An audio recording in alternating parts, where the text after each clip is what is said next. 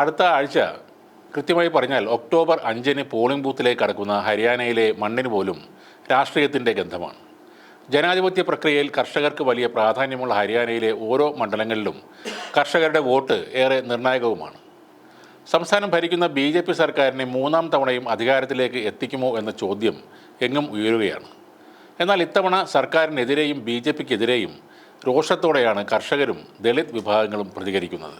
കർഷകർക്കും കാർഷിക മേഖലയ്ക്കും വേണ്ടി BJP സർക്കാർ ഒന്നും ചെയ്തില്ലെന്ന രോഷമാണ് പൊതുവെ ഉയരുന്നത്. വിളകൾക്ക് താങ്ങുവില ഉറപ്പാക്കാൻ BJP സർക്കാർ വേണ്ടത്ര നടപടികൾ സ്വീകരിച്ചില്ലെന്ന ദുഃഖവും കർഷകർക്കിടയിലുണ്ട്. ഈ വിഷയങ്ങളൊക്കെ BJPക്ക് തിരിച്ചടിയാകാൻ സാധ്യതയുണ്ടെന്നാണ് രാഷ്ട്രീയ നിരീക്ഷകർ വിലയിരുത്തുന്നത്. ഞങ്ങളുടെ വിളകൾക്ക് കുറഞ്ഞ താങ്ങുവില ലഭിക്കുന്നില്ല, പിന്നെ ഞങ്ങൾ എന്തിനാണ് BJPക്ക് വീണ്ടും വോട്ട് ചെയ്യുന്നത്? സൗജന്യ റേഷനല്ലാതെ മറ്റൊരു കാര്യവും BJP ചെയ്തിട്ടില്ല. ഞങ്ങൾ ഇത്തവണ എന്തായാലും BJPക്ക് വോട്ട് ചെയ്യില്ല. ദളിതർക്ക് സ്ഥലവും ഇരട്ടി പെൻഷനുമാണ് കോൺഗ്രസ് വാഗ്ദാനം ചെയ്തത്. കലനൂർ മണ്ഡലത്തിലെ ദളിത് കർഷകൻ വേദ്പാൽ ഒരു മാധ്യമത്തോട് പറഞ്ഞ വാക്കുകളാണിത്. വേദ്പാലിനെ പോലുള്ള ദളിത് കർഷകർ സംസ്ഥാനത്തുടനീളം BJPക്കെതിരെ ഇങ്ങനെ രോഷം പ്രകടിപ്പിക്കുന്നുണ്ട്. എന്നാൽ ഇത്തരം ദളിത് വോട്ടുകൾ പെട്ടിയിലാക്കാനുള്ള സൂത്രങ്ങൾ BJP ക്യാമ്പ് കേന്ദ്രീകരിച്ച് നടക്കുന്നുമുണ്ട്. തെരഞ്ഞെടുപ്പ് അടുത്തു വരുന്ന സമയത്ത് പ്രമുഖ ദളിത് നേതാവ് കുമാരി സെൽജ തെരഞ്ഞെടുപ്പ് പ്രചാരണത്തിൽ നിന്നും വിട്ടുനിന്നത് കോൺഗ്രസിലെ ചേരിപ്പോരിനെ തുടർന്നാണെന്ന് BJP പ്രചരിപ്പിക്കുന്നുണ്ട്. കൂടാതെ ദളിതർക്കെതിരായ പതിറ്റാണ്ടുകൾ പഴക്കമുള്ള അക്രമ കേസുകൾ ഉയർത്തിക്കൊണ്ടും നിർണായക ദളിത് വോട്ടുകൾ ഏകീകരിക്കാൻ ഭരണകക്ഷിയായ BJP ശ്രമിക്കുകയാണ്. എന്നാൽ 10 വർഷക്കാലത്തെ ഭരണവിരുദ്ധത, അവസാനിക്കാത്ത കർഷക പ്രതിഷേധങ്ങൾ, വർദ്ധിച്ചു വരുന്ന തൊഴിലില്ലായ്മ, അഗ്നിവീർ പ്രതിഷേധങ്ങൾ എന്നിവ കോൺഗ്രസ് പാർട്ടിക്ക് ദളിത് പിന്തുണ വർദ്ധിപ്പിച്ചിട്ടുണ്ടെന്നാണ് വിദഗ്ധർ അഭിപ്രായപ്പെടുന്നത്.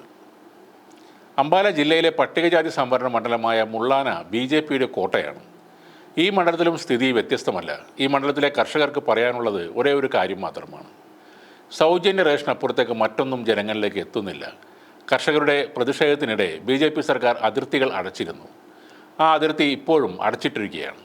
24 വിളകൾക്ക് കുറഞ്ഞ താങ്ങുവില നൽകിയതായി BJP അവകാശപ്പെടുന്നു. എന്നാൽ സർക്കാർ മണ്ടിയിൽ നിന്ന് 2-ൽ കൂടുതൽ വിളകൾ വാങ്ങുന്നില്ല എന്നും മുള്ളാനയിലെ കർഷകർ വളരെ രോഷത്തോടെ പറയുന്നു. സംസ്ഥാനത്തെ ജനസംഖ്യയുടെ 25% ജാട്ട് വോട്ടുകളാണ്. കോൺഗ്രസിന്, പ്രത്യേകിച്ച് ഹൂഡ വിഭാഗത്തിൻ്റെ പ്രധാന നട്ടെല്ലാണ് ഈ വോട്ടുകൾ. മറുവശത്ത് ജനസംഖ്യയുടെ 33% വരുന്ന മറ്റ് പിന്നാക്ക വിഭാഗങ്ങൾ BJPയെ പിന്തുണയ്ക്കുന്നു. എന്നാൽ ഈ തെരഞ്ഞെടുപ്പിലെ നിർണായക സ്വാധീനം ചെലുത്തുന്ന ഘടകങ്ങളിലൊന്ന് സംസ്ഥാനത്തെ ജനസംഖ്യയുടെ 21% വരുന്ന ദളിത് വിഭാഗം തന്നെയാണ്. ജാട്ടുകളും ദളിതുകളും തമ്മിലുള്ള ഐക്യം കോൺഗ്രസ് പിന്തുണ കുതിച്ചുയരുന്നതിനും ലോക്സഭാ തെരഞ്ഞെടുപ്പിൽ BJPക്ക് 5 സീറ്റുകൾ നഷ്ടപ്പെടുന്നതിനും ഇടയാക്കിയിരുന്നു. അതുകൊണ്ട് തന്നെ ഈ നിയമസഭാ തെരഞ്ഞെടുപ്പിനും ജാട്ട് ദളിത് വോട്ടുകൾ വളരെ നിർണായകമാണ്.